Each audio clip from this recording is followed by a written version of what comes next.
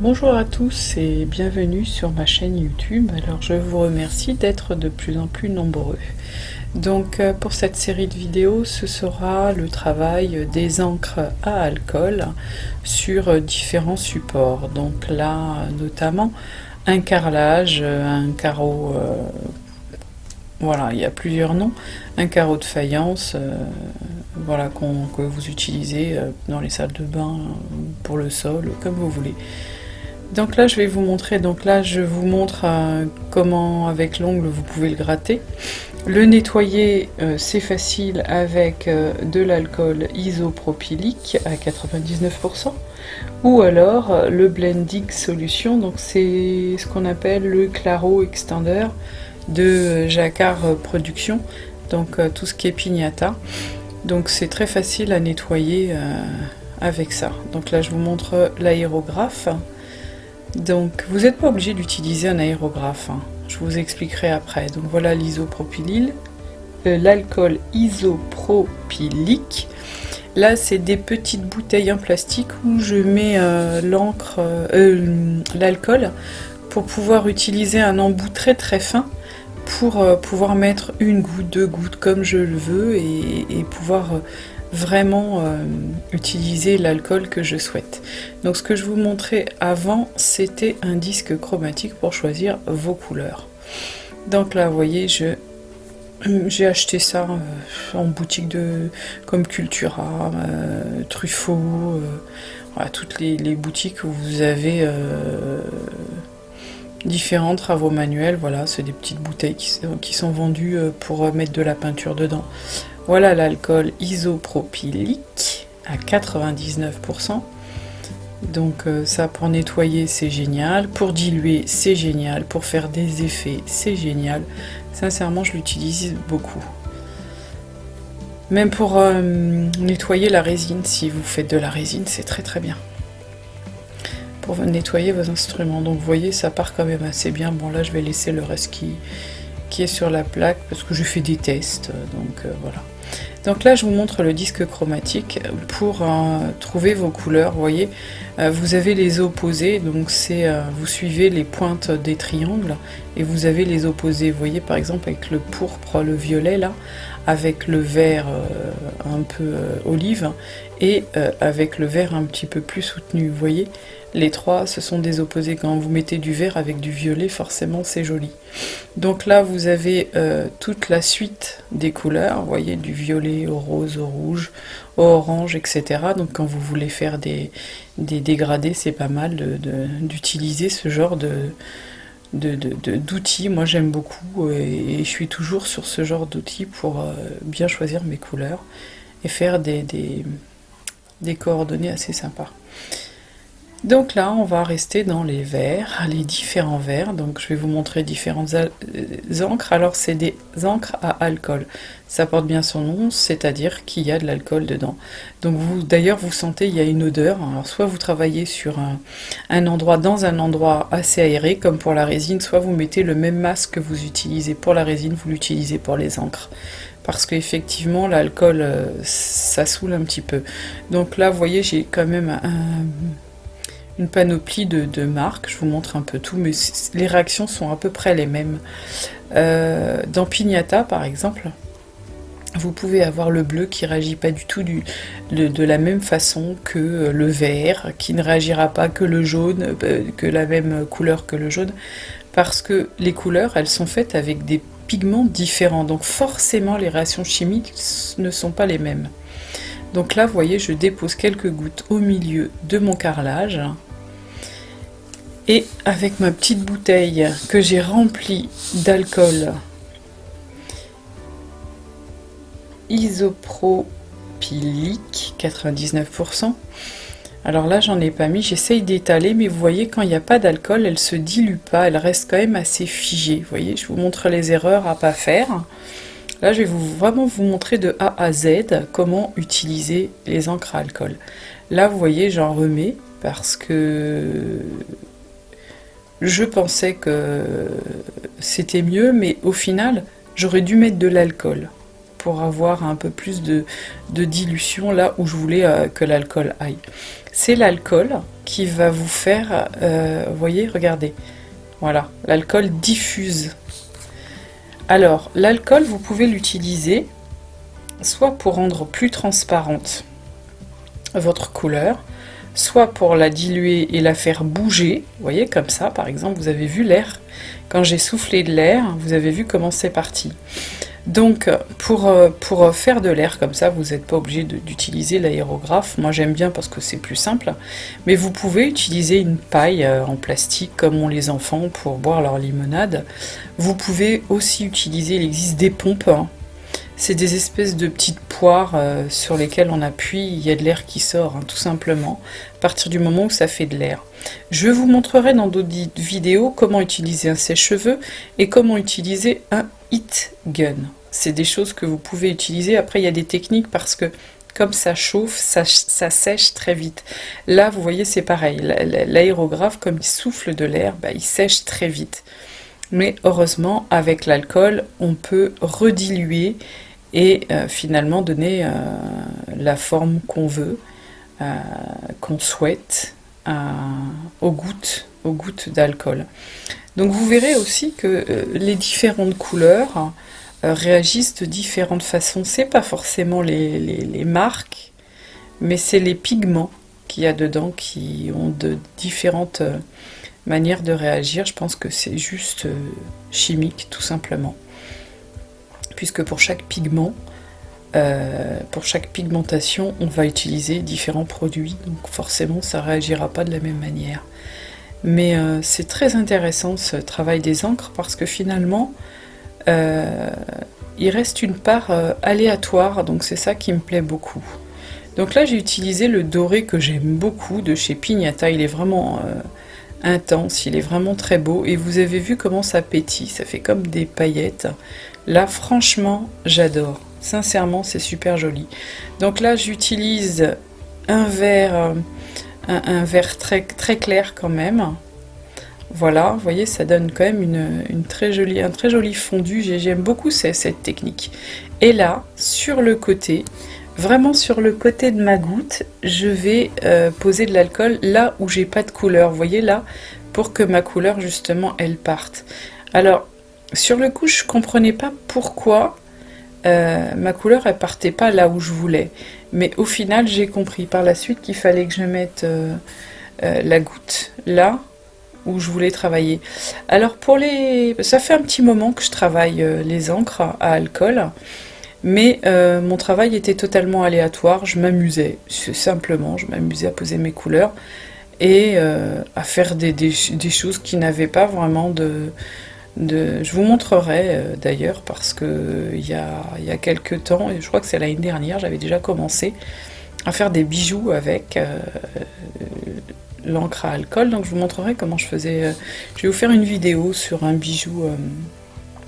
Alors j'ai rien inventé, ça fait longtemps que ça existe, mais ça fait aussi longtemps que j'en fais. Et donc j'avais envie de partager avec vous mes différentes techniques et puis découvrir avec vous parce que j'aime ça et voilà. J'ai fait un groupe avec Rosen, un groupe sur Facebook si vous voulez nous rejoindre. Je vais vous dire le nom. Il y a déjà pas mal de monde, c'est sympa. Donc on vous montrera, Rosen et moi, toute notre évolution dans cette technique. Donc le groupe s'appelle Encre à alcool, tuto, idées déco, conseils et astuces. Donc voilà, on va découvrir avec vous, on vous fera découvrir ou on vous partagera nos vidéos, bien sûr. Alors effectivement, je ne partage pas les vidéos des autres personnes puisque c'est un groupe qu'on a créé toutes les deux. Et voilà, c'est pas fait pour partager toutes les vidéos. Après, voilà, je sais qu'il y en a qui comprennent pas, mais c'est pour partager les vidéos, nos expériences que l'on fait, moi et Rosen. Après, vous pouvez partager vos créations, au contraire, c'est avec un grand plaisir. Mais voilà, c'est le groupe qu'on a créé il n'y a pas très longtemps. Donc on va développer ce groupe avec vous, si vous le souhaitez bien sûr. Donc vous voyez là j'ai mis un petit peu plus loin, voilà j'essaye de basculer un peu pour avoir un fond, j'aimerais bien avoir un fond foncé pour après exploser mes couleurs plus claires vers l'extérieur pour faire une fleur. Voilà, mon idée c'est de faire une fleur et donc effectivement avec des reliefs. Alors c'est assez compliqué, je pense que c'est parce que j'ai mis le doré.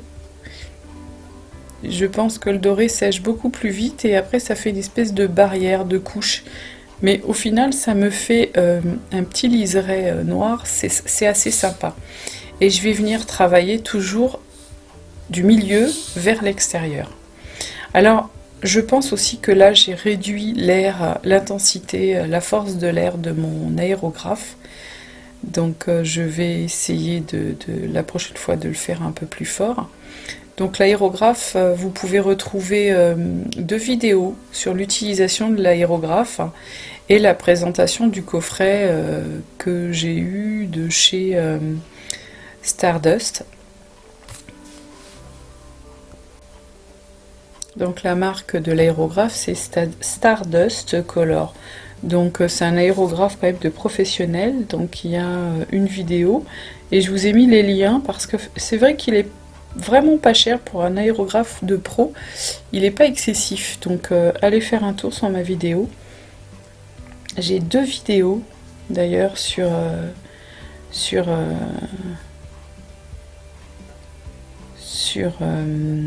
le travail de l'aérographe. Et effectivement, il est intéressant comme aérographe parce qu'il n'est pas très cher. Donc vous verrez,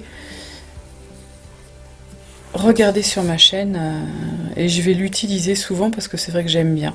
Je vous montrerai aussi comment travailler sur toile. Alors on peut travailler sur toile mais il faut la préparer parce que il faut une toile vraiment de très bonne qualité, bien préparée, bien lisse. Alors vous pouvez la préparer au gesso, mais alors il faudra la poncer, la repréparer, la poncer. Il ne faut pas de granulés dessus.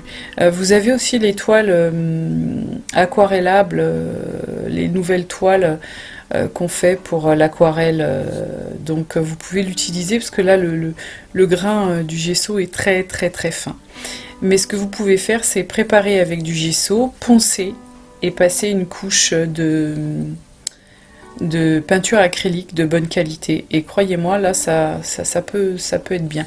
Donc je vous ferai des tests, je vous ferai tout ça, vous inquiétez pas, je vous montrerai vraiment de A à Z. Là, je vous explique un peu les bases. De A à Z aussi. Donc vous voyez, là je rajoute encore une couleur, donc peu importe la marque de l'encre à alcool, vous pouvez même fabriquer vos encres à alcool. J'essaierai de faire une vidéo là-dessus. Donc là, vous voyez, j'ai mis une goutte de marron avec une goutte or. Et vous voyez le liseré que ça me fait autour assez foncé.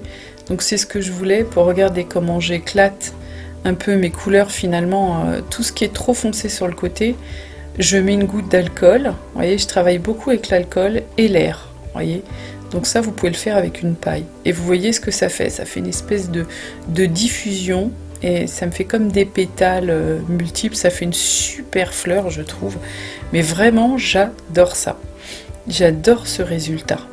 Donc là, cette vidéo, je vous montrerai pas sur cette vidéo, mais je vais vous préparer une vidéo où je vais résiner le carrelage parce que je pense que c'est la meilleure façon de protéger ce carrelage.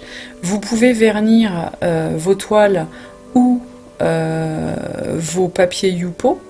Vous pouvez travailler aussi sur du papier Yupo. La prochaine vidéo, ça sera sur du papier Yupo. Mais là, je vous conseille dans ces cas-là d'utiliser une bombe de vernis brillant, parce que moi j'aime bien brillant. Le vernis de chez Cléopâtre, le vernis brillant de chez Cléopâtre est très bien parce qu'il est contre les UV. Et sincèrement, l'encre va moins... si vous laissez comme ça, votre encre, elle va passer au bout d'un certain temps. Au soleil ou pas au soleil, mais avec la lumière du soleil, votre encre elle va changer de couleur, elle va pâlir. Donc avec un vernis comme ça brillant, c'est impeccable. Mais bon, moi j'aime bien résiner aussi, donc voilà, je vous montrerai les deux. Vous voyez là, j'ai rajouté dans le centre un jaune vraiment bien jaune pour faire justement le cœur. Alors, pourquoi je l'ai étalé là pour le moment? Parce que je voudrais quand même qu'il y ait une base autour pour faire un effet 3D de pétales et donc avoir ce noir mais en même temps cette base jaune. Vous voyez, regardez comment ma fleur elle grossit, elle commence à s'étoffer. Donc je vous ai expliqué que ce carreau là, je vais le vernir parce que je voulais une intensité, un effet 3D un peu plus fort. Donc vous remarquerez que une fois sec et résiné, vous pouvez l'utiliser dans une salle de bain sans aucun problème. Vous pouvez le poser dans votre carrelage pour une touche, quoi. Vous personnalisez votre carrelage carrément. Donc je trouve ça super chouette, ou pour un sous-verre, ou pour un plateau. Alors par contre, c'est toujours pareil, hein, la résine avec des choses chaudes dessus, je suis pas trop pour. Mais voilà, moi je le ferai pas. Après des verres, un vase, c'est très joli. Voilà, regardez. Voilà l'effet pétale tout de suite qu'on a. Alors, faut savoir s'arrêter. Et ça, moi, mon problème, c'est je ne sais jamais où m'arrêter quand je fais ce genre de toile parce que j'adore ça. Ce genre de travail, je suis vraiment complètement gaga de tout ce genre de peinture. En même temps, il y a un travail, mais en même temps, il y a une part de hasard, aléatoire. Donc ça, j'adore. C'est toujours une super surprise et en même temps, il y a quand même un travail. Regardez ce rouge qui s'étend comme ça, mais je trouve ça mais magnifique. Et là, j'ai rajouté une petite couche d'or. Alors, vous voyez, en séchant, le rouge a disparu. C'est mélangé avec la couleur or, mais quand on bouge le carreau, on s'aperçoit au final qu'il y a des paillettes. C'est super joli. Vraiment, j'aime beaucoup. Regardez-moi cette fleur, hein, vraiment une belle fleur en 3D. Et vous avez un petit carrelage tout simple finalement qui est magnifique. Donc après, je vous dis, dans quelques temps, je vais vous faire... je vais vous montrer comment résiner ce carrelage. Donc vous voyez, l'encre se travaille très très bien avec l'air. Alors, sachez que quand on insuffle de l'air comme ça, ça sèche très vite. Donc l'alcool permet de rediluer au final, puisqu'on arrive à nettoyer l'alcool avec cet alcool. Alors, attention de pas enlever, de pas trop travailler, d'enlever finalement tout votre travail. Vous voyez, j'ai quand même enlevé pas mal de pétales. Ça reste très joli, mais c'est vrai que juste avant, j'aimais beaucoup plus parce que j'avais beaucoup plus de relief. Donc il faut faire attention de ne pas trop enlever. Bon, là, ça reste encore joli. Mais effectivement, je préférais juste avant, j'ai peut-être été travailler un petit peu trop. Donc là, vous voyez, je continue un petit peu. Bon, après coup, je le vois avec la vidéo quand je fais la voix, mais effectivement, je préférais avant. Mais bon, voilà, maintenant je le saurais. Vous voyez, comme vous, je découvre au fur et à mesure du travail. Donc là, je vous le rappelle, c'est avec un aérographe et sur un carrelage. Il va y avoir d'autres vidéos, bien sûr, sur cette technique. Rosen va aussi faire des vidéos là, sur le travail de l'encre à alcool. Bientôt, je vous montrerai ce que j'ai pu faire avec la Fimo. Donc la Fimo, ça fait longtemps que ça existe.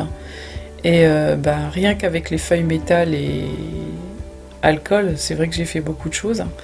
Donc là, je vous montrerai ce qu'on peut faire encore, en tout cas ce que j'ai envie de faire avec l'encre à alcool sur la pâte polymère.